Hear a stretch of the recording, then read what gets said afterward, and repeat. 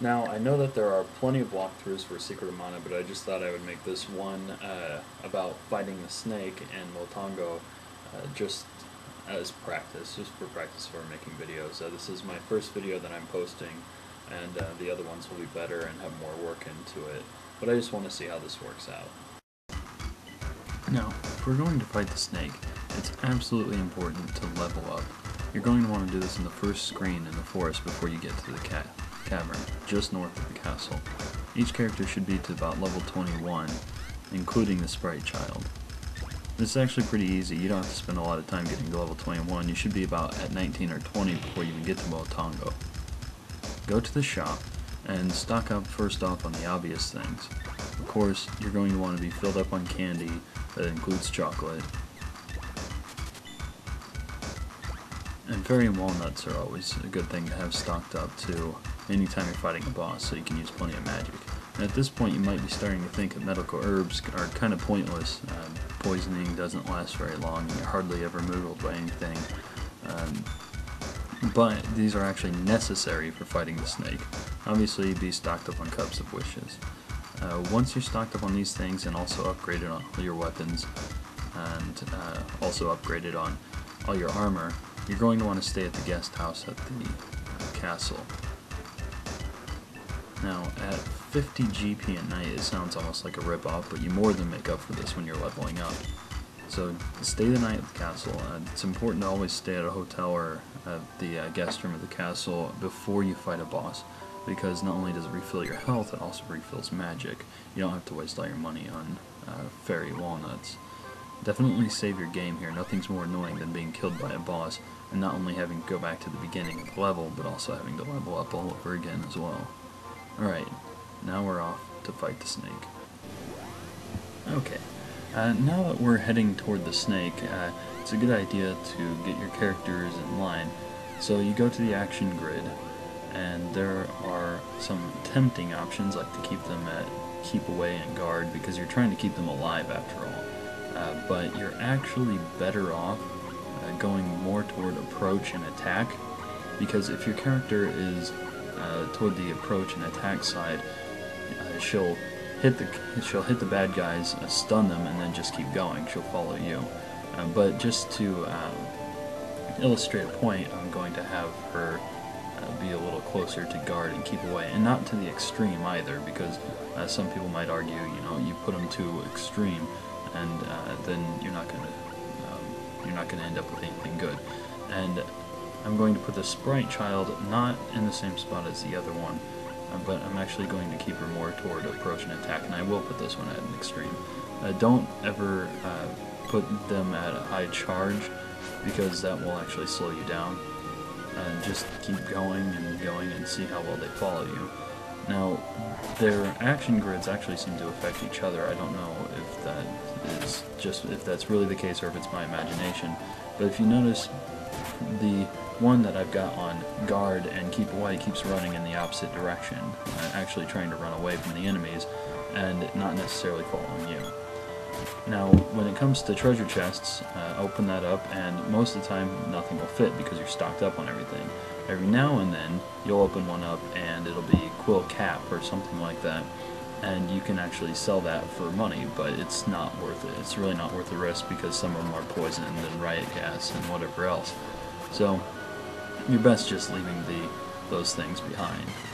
Now that we are to the snake, okay, it's a good thing to be, it would probably be a good idea to be leveled up even higher than level 21, but if you don't feel like spending a lot of time leveling up, 21 should be about a good option. Now you want to use your magic immediately, and we'll go through and see which magic works best on the snake. So let's try the Gem Missile, and the Earth Magic, well, your magic skill goes up, and that's good. But we're not going to use Gnome, because 1.1, really? Yeah, that's obviously not what we're supposed to do. So we could try other Gnome magic, but if it didn't work on the gem thing, you're best off just trying a different thing. So let's try the Thunderbolt. That's the newest magic and the most likely to work, and oh, it did, so 70 points, that's pretty good. It'll get a little stronger as we go, because we'll be able to level up. Now we can try the air attack here, and it's just 41 HP, so it's not quite as strong. So we'll stick with Thunderbolt from here on out. And Thunderbolt is the best attack. It's not difficult to hit the snake with your weapons because he's very broad and he doesn't dodge or anything like that. And every time you hit him, almost every time you actually get a strike in on him.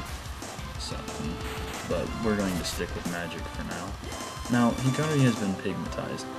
At this point, you'll be a little bit tempted to use one of your medical herbs to cure her, because being pigmatized does not wear off. It will not wear off no matter how long you run around. But don't bother, because the Pandoran is useless in this part. You really don't need her.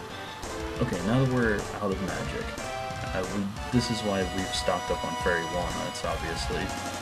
So we will go and get our fairy walnut and refill our magic. Not Flynn. The main character doesn't have any magic right now. So use our fairy walnut, wait for... Oh! Hikari sees the Reaper. Now the Pandoran is dead, and at this point you'll actually be tempted to use a couple wishes. Don't bother, she's not useful. She's actually, at this point, more useful dead than she is alive, and if things work out, I'll show you why that is. So we'll just keep using the Thunderbolt and feeding Candy when we get a little under the weather here.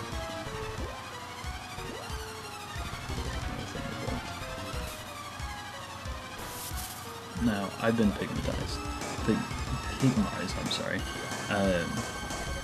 Now this time, we definitely do need to use this. This is why these medical herbs are absolutely necessary for fighting the snake, because he will pigmatize you over and over and over and over again.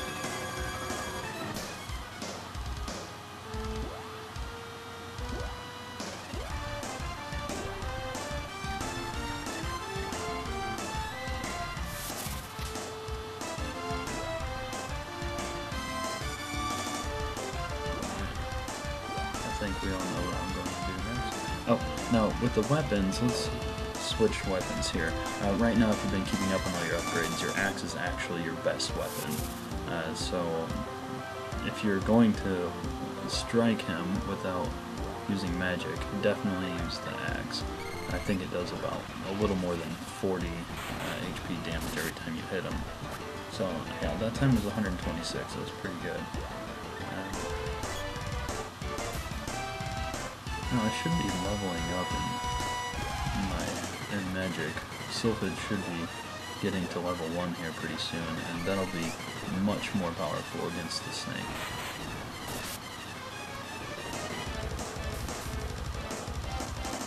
And you see, he swallows you, he shits you out, and you get pigmized.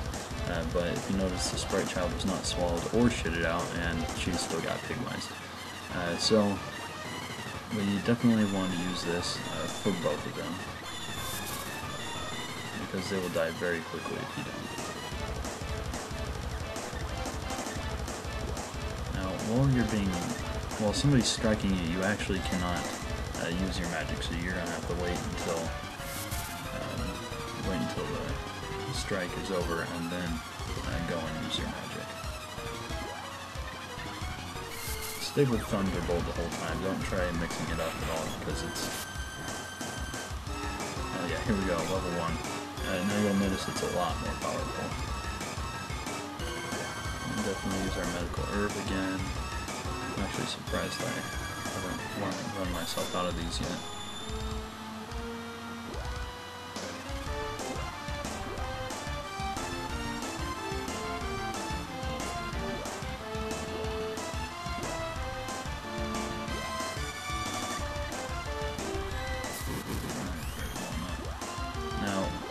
Gem Missile, there's no way to escape it, I just have to take the Wraith. Now she's knocked down, so I still can't use my magic. Until she gets up. So I got Magic Dance, and then Thunderbolt. This would be... If I could ever hit him, you'll see how powerful Thunderbolt in level 1 is.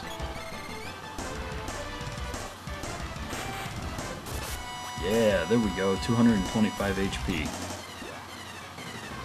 That's very powerful. Now, it's not going to be that powerful every time, but it's much more powerful than before, you can tell already. Go ahead and give some candy. Which candy did that for me?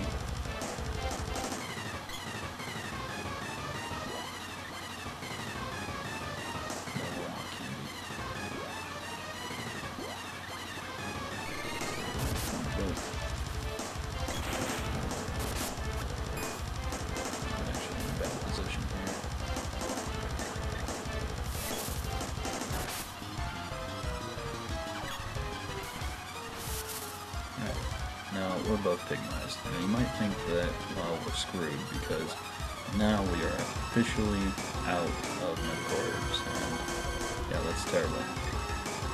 But this is what's good about leaving the Pandoran dead this whole time, because she can't die over and over, and you still have plenty of those cups of wishes left. So now she's pigmized. Okay, so now we're really screwed, or you might think so.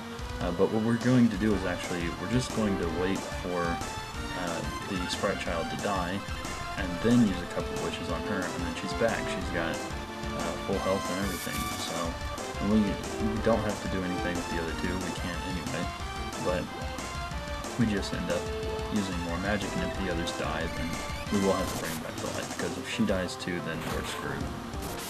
And I end up not having to do anything with that. So now the snake is dead. Woo!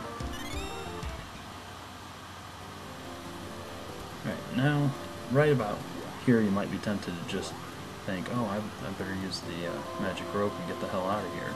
Well, it doesn't work. And that's because you don't go south, you actually go north, and you end up in a cave even though there weren't any caves around.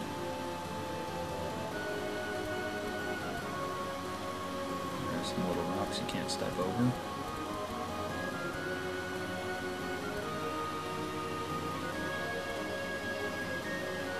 And there's a surprise in here. Oh my god, a dragon! Hope we don't have to fight that thing. Oh no! This is the legendary white dragon. And I guess I'll show the rest of that later. If I do a complete walkthrough, then I will show the dragon, but I probably won't do a complete walkthrough. There are plenty of those on YouTube. I'm just making this video as a sort of little practice video.